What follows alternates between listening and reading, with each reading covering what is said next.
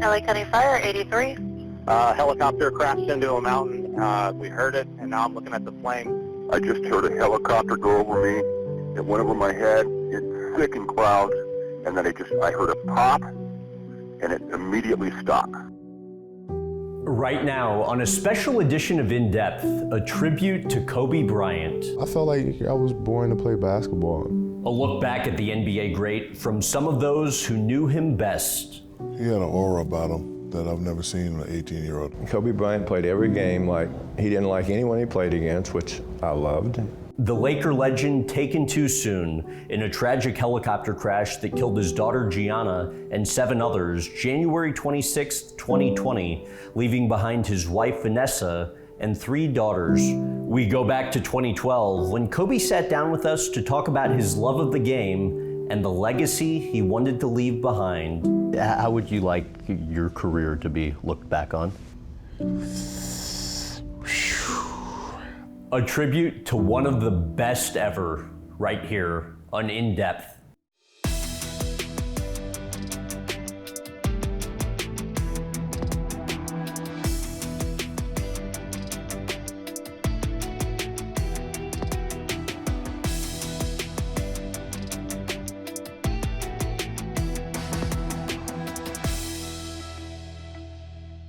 I used to watch Magic Johnson bring the ball up the court, and I used to envision myself, in the hallways at the house, knocking down lamps and, creating all kinds of chaos in the house, and thinking that I'm Magic Johnson. And it's just like a dream come true. 8 years old in a game. How many points did you score? 63. How? Like, technically how? At 8 years old, how do you score? Well, I figured out that most kids that are right-handed can't go left. You know what I mean? So I just sit on their right hand, I got like steal after steal after steal. I mean, that's really how it happened. I just pressure the backcourt, and as soon as a kid started dribbling the ball, I'd jump right in his right hand, and then I'd take it from him and lay it up, take it from him, lay it up, take it from him, lay it up. And it just went on, and there was nothing they could do about it. You were pretty much certain from an early age as a kid that you were going to be an NBA player. Mm-hmm. Why did you feel so strongly about that? Well, I felt like I was born to play basketball. I mean, I started playing at the age of 2, and I never ever stopped. I just played all day, every day, so it just seemed like a natural progression to play in the NBA. Tell why you were scolded at a summer camp once for what you put on your application for what your job was going to be. Well, I wanted to be an NBA player, and the counselor, came to me and he said, "Well, you have to pick something a little more realistic."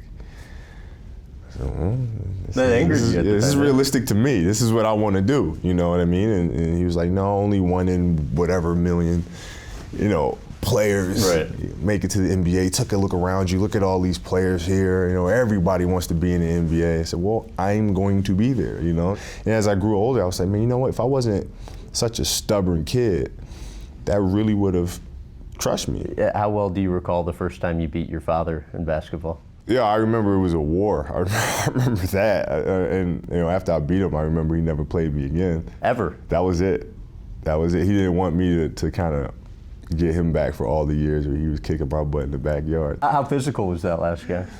No, it was extremely physical. My father, he's always taught me the little tricks of the game. Like what? You know what I mean? Like how to get away with a foul here, how to get a little extra step here, a little nudge here.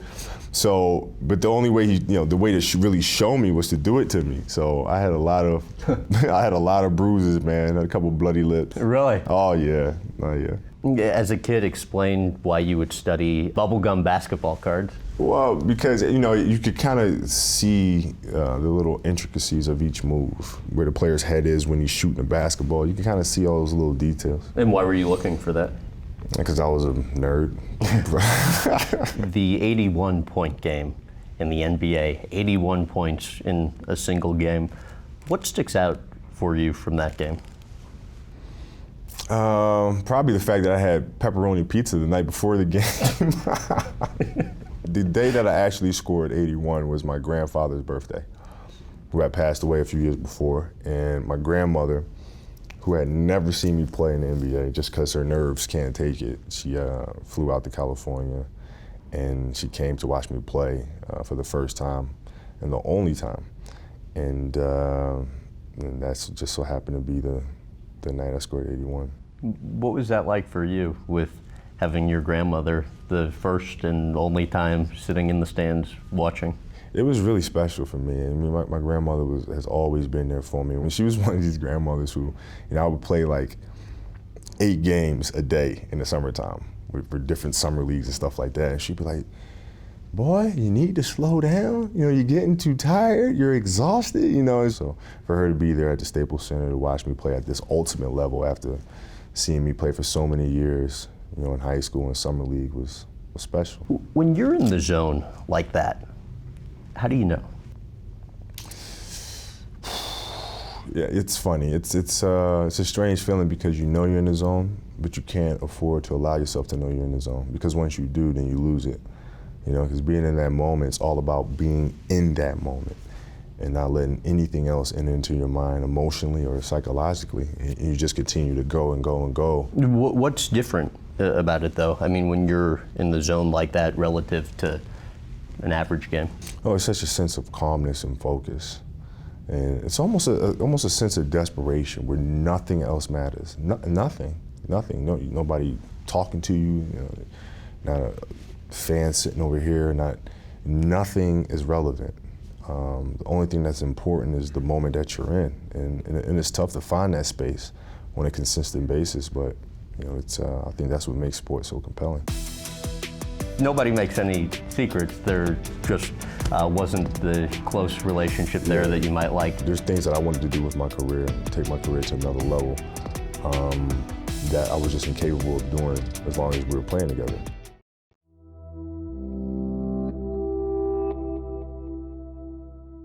The All-Star game, Kobe, that was billed as Kobe versus Michael, basically. Yeah, how about the part of that game that you really recall? I remember him being sick, and so I think he was sick during that weekend, and I think he missed media day because of it. And when I checked in the game, I'm guarding him, I'm standing next to him, and he coughs. Mm-hmm. And I remember going, oh, man, cough that way. And he just started laughing. He was probably looking at me like, this kid is crazy. Right. Yeah. How about the best advice you've ever gotten from him? Probably the best advice was to be me. To be me. He's faced a lot of criticism as well throughout his career about him shooting too much and being selfish and this, that, and the other. But he said, don't change who you are. Don't change who you are. Play your game, and everybody will adjust to that. But you have to be yourself. And how did that resonate with you? Well, it kind of gave me the feeling that I was on the right track. You kind of start thinking through things a little bit, and then for him to say that was like, okay, no, you're doing the right thing. You got it right. Is there a point in your career where you've really had that doubt creep in the most, or when you started questioning if maybe you should change how you're doing something? Yeah, I mean, quite often. I think that's human nature. I mean, as a young player coming up, we just continue to get swept, and we just can't seem to get over the hump. It's like, man, am I costing my team, the ability to win a championship? Right. What do I need to do? Against the Celtics in 2008, I was like, man, I'm never going to win another championship. Or maybe everybody was right. Like, I can't win without Shaq. It was like, this is my one opportunity, and I blew it. And then it's like, well, no, you can't. No, maybe you'll go down one day, but today's not going to be that day. The fact that we're not going to be able to joke at his Hall of Fame ceremony. We're not going to be able to say, hi, I got 5, you got 4. The fact that we're not going to be able to say, if we would stay together, we could have got 10. Those are the things that you can't get back.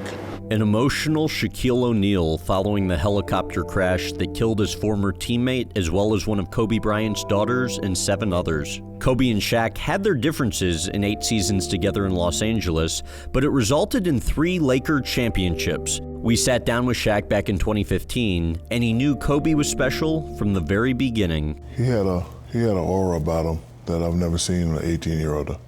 The aura was kind of either this kid's really cocky or he believes in it.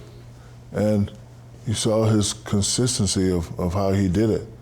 So I knew one day that he's going to be whatever he sets out to be. And I realized that we were the same people, don't like criticism, turn it into motivation. And he was a guy that I know that if I talk smack, he's going to come out and try to score 50. And I think it's a big myth. You know, people think you have to be lovey-dovey to win championships.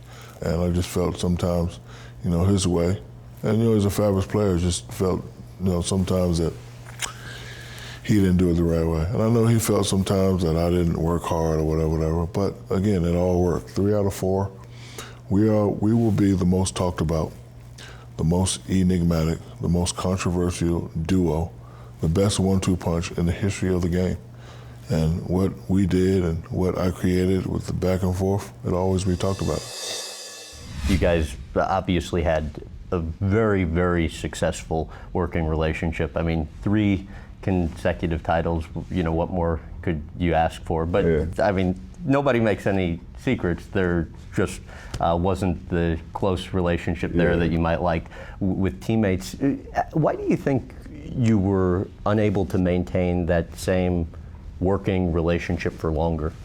It just wasn't going to happen. It's not in the cards. I mean, there's things that I wanted to do with my career and take my career to another level that I was just incapable of doing as long as we were playing together, and which I was fine with doing until I heard him say a few times that, you know, Kobe's not going to be as successful without me, and, you know, this, that, and the other, and that kind of became the chatter.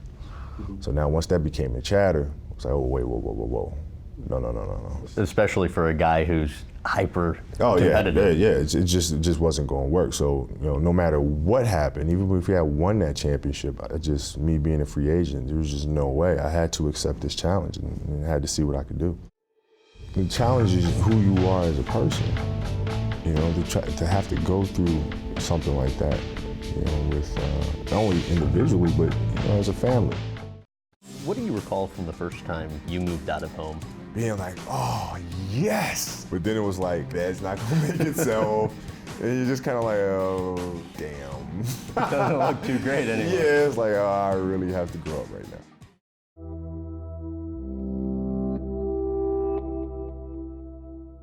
A 5-time NBA champ, Kobe Bryant's relentless work ethic became the cornerstone of the Mamba mentality, but Bryant only created the legendary nickname Black Mamba as he dealt with issues off the court. In 2003, Bryant was charged with sexual assault, but the case was dropped before ever going to trial. To what extent do you think having gone through that, it had a positive impact on you and really made you better long term? Well, you know, I think it's the challenge is who you are as a person. You know, to have to go through something like that, you know, with not only individually but, you know, as a family. It was extremely difficult, and you kind of had to do some soul searching, you know, because you're fighting numerous battles at the same time, and you're just kind of trying to figure your way through all of this mess. And the only thing that you can do is just put one foot in front of the other and just continue to move forward. I mean, and there's nothing else you can do. I mean, there's times where it just seems like days are just endless. This is never going to end. This feeling, this dark time is just never going to be over. And I think once you go through something like that, you can't help but be different. You can't help but have a better sense of who you are. I mean, with the court case, that was really the first time in your life where you didn't have control over your fate. Right.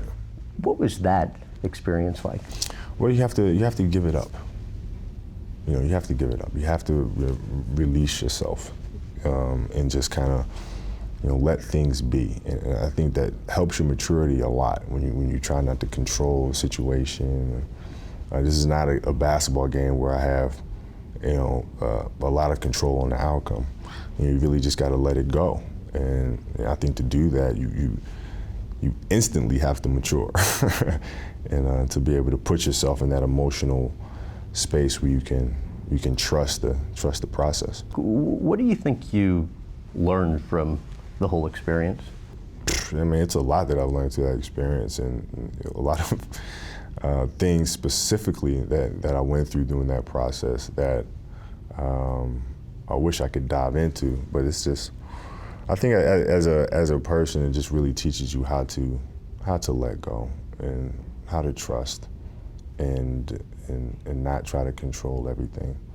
And I think that decreases your stress levels tenfold when you're not worrying about the next moment. You're not worrying about what this person may say. You're not worrying about what this outcome may be. Instead, you just kind of let go. Why do you think you were able to still play basketball so well during that time? Probably because I'm stubborn. It was like, on these days, I'm not going to stop playing. I'm not, just because you guys think I should stop playing, just because you guys think that I won't perform as well. I'm going to show you. And truthfully, it was stress release for me, because I've been playing since I was 2. So basketball has always been my escape. It's always been the place of refuge for me. So, why should I take that away now? If anything, the game is going to keep me sane, keep me stable, and help me to be able to manage these various situations. How would you like your career to be looked back on?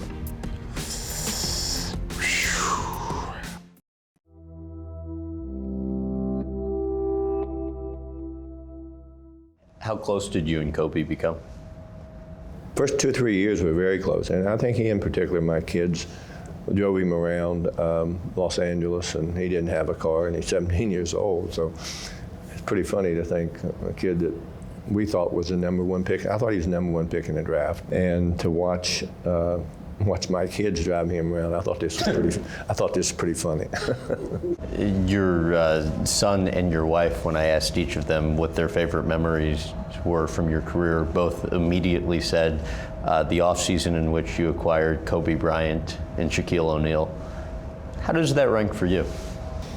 Well, it would be like, I guess, a poverty-stricken family wakes up one morning and all of a sudden, overnight, they become the wealthiest couple in the world. Kobe Bryant would have worn another uniform if not for Jerry West, the former Lakers vice president of basketball operations, traded up to get Bryant in the 1996 NBA draft. And the rest is history. A tearful West spoke with Good Morning America following the fatal crash. For me, this is a god-awful day. I'm just devastated by this news, and to watch him transform his life and career from this iconic player to have an enormous career in the media business, and to see him with his young kids, his young daughters, the joy that was in their eyes looking at their father, who obviously they loved, to the attention he paid to them, to his getting involved in promoting women's basketball. This was a man for all seasons. He was more than an iconic basketball player. He was someone who inspired millions of fans. I feel better than winning a championship, to be honest with you. I swear I do. This is crazy, man. It's crazy. Bryant's post-playing career was off to a successful start. He won an Academy Award for Best Animated Short Film in 2018. He co-founded a venture capital fund, made millions from his investment in a sports drink, and launched the Kobe Bryant China Fund, which helps raise money for education and sports for children in China. Kobe's legacy will stand the test of time. How would you like your career to be looked back on? I would love for people to look at my career and say that I maximized everything that I possibly could. Every ounce of talent that I had, I got the most out of it. And if people can say that about me, then I'll be very happy. Just a respect factor, man. I just respect, everything that he's kind of done, and when it comes to basketball, he's put himself in a position where there's no one that can be like him. I first played against him when he was like 19 years old, when he first came in the league, and he's just like Michael Jordan. He's the first one there and the last one to leave all the time. His commitment and persistence, to be the best player at all times by any means necessary. There's never lose mentality, shows on and off the court. Man, I could learn a lot from this guy, and I want to be that guy. You know, when he leaves, I want him to be able to say, Dwight here. Like I always see his little daughters, and I was like, "Hi, I'm Uncle Shaq," and they was like, "We know who you are. We know who you are." So it's, as long as the story is told forever, I'm happy with that. Really a pleasure, Kobe. My man.